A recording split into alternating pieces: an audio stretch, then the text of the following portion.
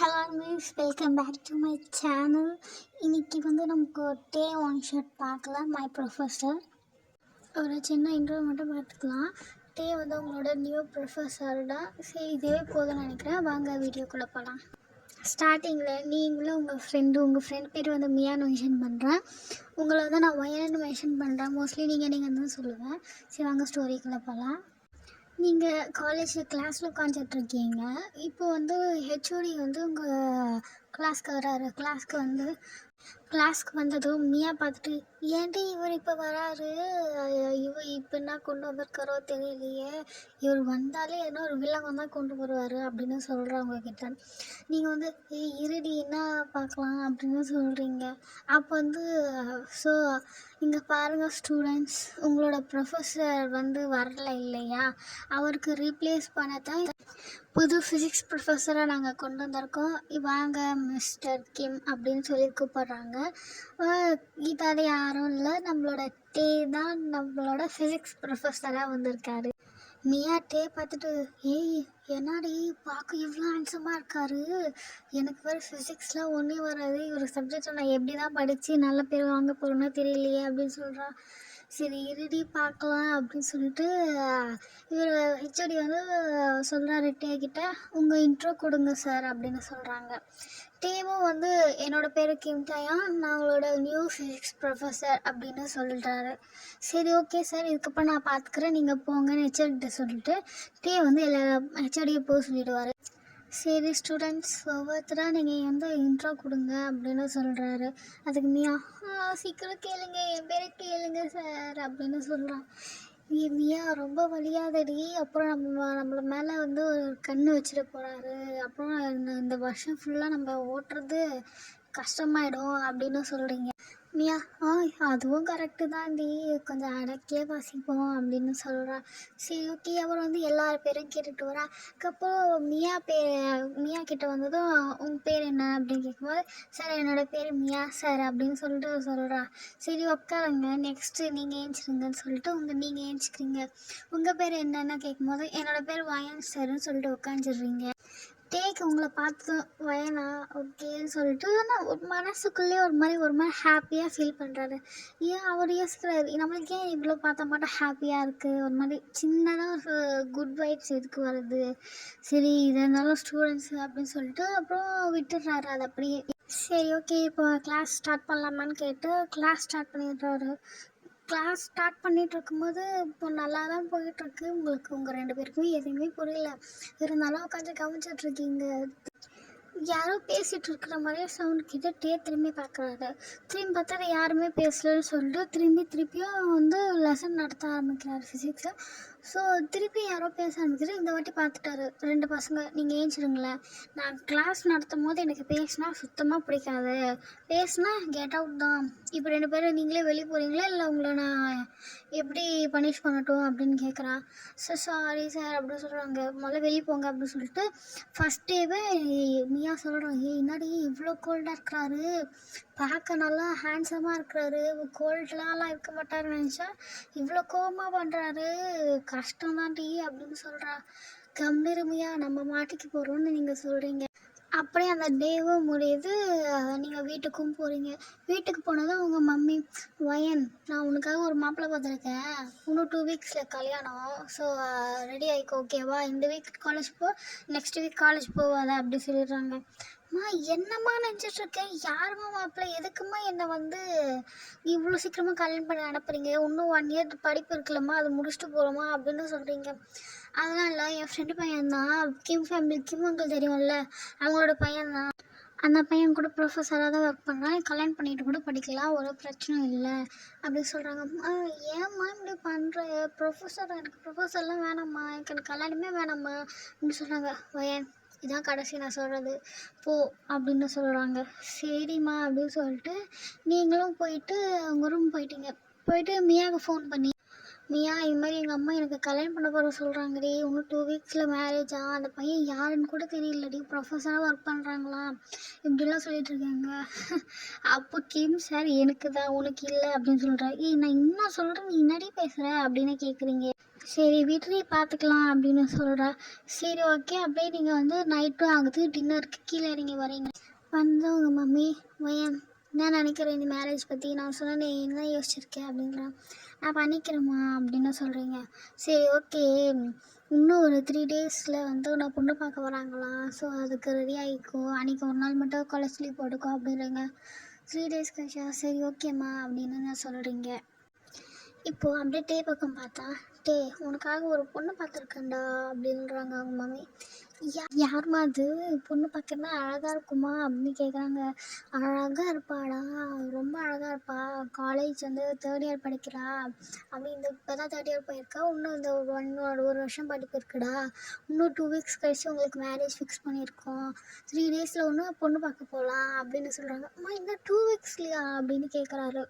ஆமாடா, இன்னும் 2 வீக்ஸில் தான் மேரேஜ் வச்சுருக்கோம், ஏம்மா இவ்வளோ சீக்கிரமாக வச்சுருக்கீங்க அப்படின்னு கேட்குறேன். இல்லைடா, லீ அங்கிள் தெரியும்ல? ஆமாம் லீ அங்கிள், அவங்க கொஞ்சம் லாஸில் போயிட்டுருக்காங்கடா, அதான் அப்பா ஹெல்ப் பண்ணுறாரு. ஸோ இந்த மாதிரி இருந்தால் யாரும் இந்த பார்ட்னர்ஸ்லாம் கொஷின் கேட்க மாட்டாங்கல்ல, ஸோ அதனால் வந்து சீக்கிரமாக பண்ணலான்னு முடிவு பண்ணியிருக்காங்கடா அப்படின்னு சொல்கிறாங்க. சரி ஓகேம்மா, லீ அங்கிள் தானே, டீலுக்கு பொண்ணு தானே, பார்த்துக்கலாமா அப்படின்னு சொல்கிறாங்க. அப்போது டே உனக்கு இந்த மேரேஜில் சம்மந்தமா அப்படின்னு அவங்க மம்மி கேட்குறாங்க. ஓகே தான்மா, நீ யாரை பார்த்து சொன்னாலும் நான் கல்யாணம் பண்ணதுக்கு தயாராக தான் இருக்கேன் அப்படின்னு சொல்கிறாங்க. சரி ஓகேடா, அது இன்னும் 3 டேஸ் கழிச்சு லீவ் போடு, நம்ம வந்து பொண்ணு போய் பார்த்துட்டு வந்துடலாம் அப்படின்னு சொல்கிறாங்க. 3 டேஸ் கழிச்சு தானே, சரி ஓகேம்மா நான் பார்த்துக்குறேன் அப்படின்னு சொல்லிட்டு டேவும் அவங்க ரூமுக்குள்ளே போயிட்டாங்க.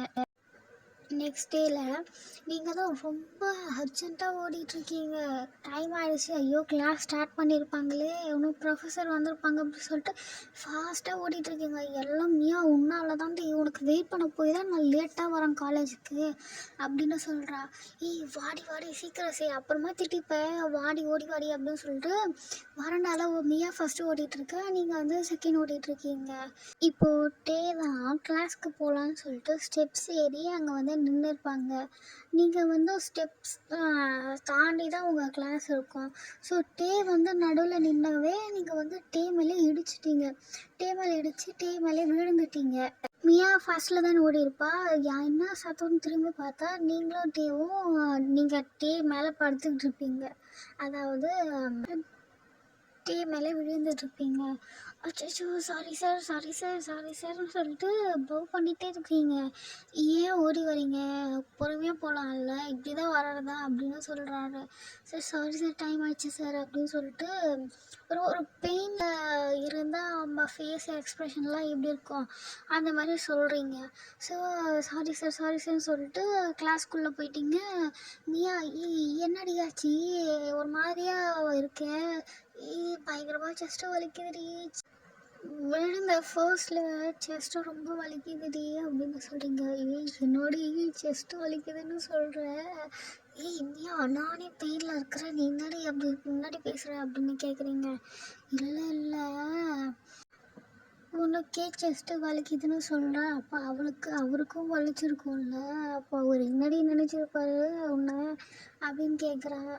ஐயோ ஆமாம்ல, அச்சோ அதை ஏன்டி என்ன ஞாபகப்படுத்துகிற, எனக்கு ஒரு மாதிரியாக இருக்குடி அப்படின்னு சொல்கிறீங்க. இப்போது டே தான் கிளாஸ்க்கு வராரு. கிளாஸ்க்கு வந்ததும் குட் மார்னிங் சொல்கிறாங்க. குட் மார்னிங் சொல்லிட்டு டேவை வந்து உங்களை பார்க்குறது, ஆனால் நீங்கள் வந்து தலை குனிஞ்சிக்கிறீங்க, டேவை பார்க்கவே இல்லை. நீங்கள் வேறு சொன்னால செஸ்ட்டு வேறு வலிக்குதுன்னு சொல்கிறேன், அப்போ அவருக்கும் வலிச்சிருக்கலாம் அப்படின்னு சொல்கிறேன். அதை நினச்சி நீங்கள் வந்து அதை நினச்சி பார்த்து உங்களுக்கு ப்ளஷ் ஆகிட்டு நீங்கள் வந்து கீழே குனிஞ்சிக்கிறீங்க. டேவோ அன்கம்ஃபர்டபுளாக ஃபீல் பண்ணுறாங்க போல் அப்படின்னு சொல்லிட்டு அவரும் வந்து கிளாஸ் எடுக்க ஆரம்பிச்சிட்டாரு. ஸோ அப்படியே அன்றைய டேவும் போகுது, நெக்ஸ்ட் டே ஆகுது, நெக்ஸ்ட் டேவும் வந்து நார்மலாகிக்குது.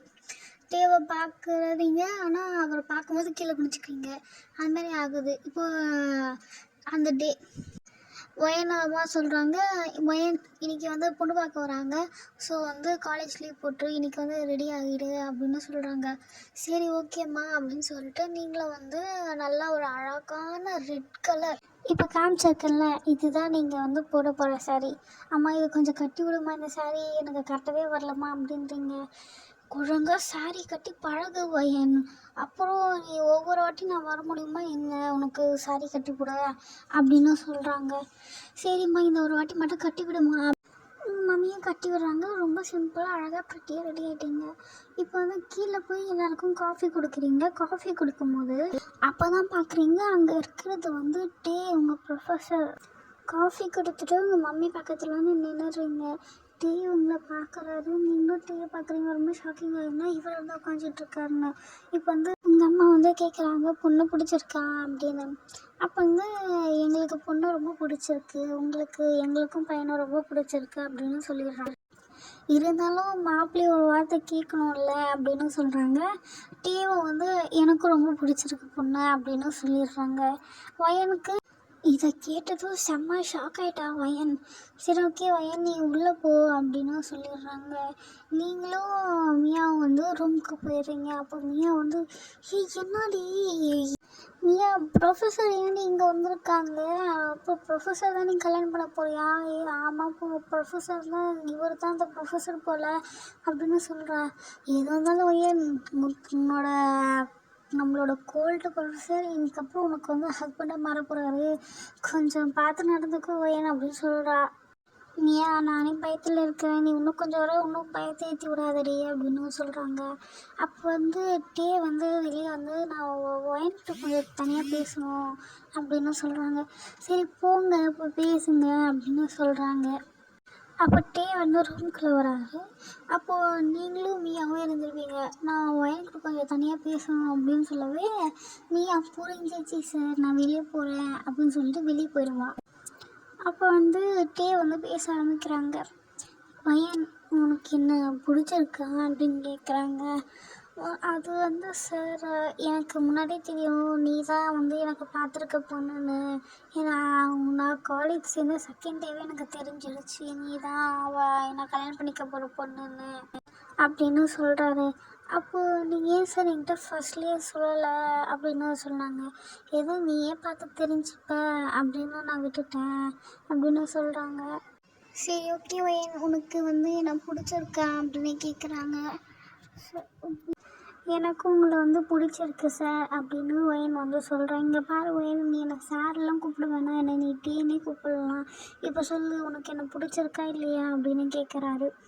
எனக்கும் உங்களை ரொம்ப பிடிச்சிருக்கு அப்படின்னு சொல்கிறீங்க.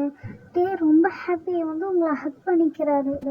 உங்களை ஹக் பண்ணிக்கிட்டு when I love you so much அப்படின்னு சொல்கிறாரு. நீங்களும் வந்து ஒரு ஷாக் ஆகிட்டு நிற்கிறீங்க.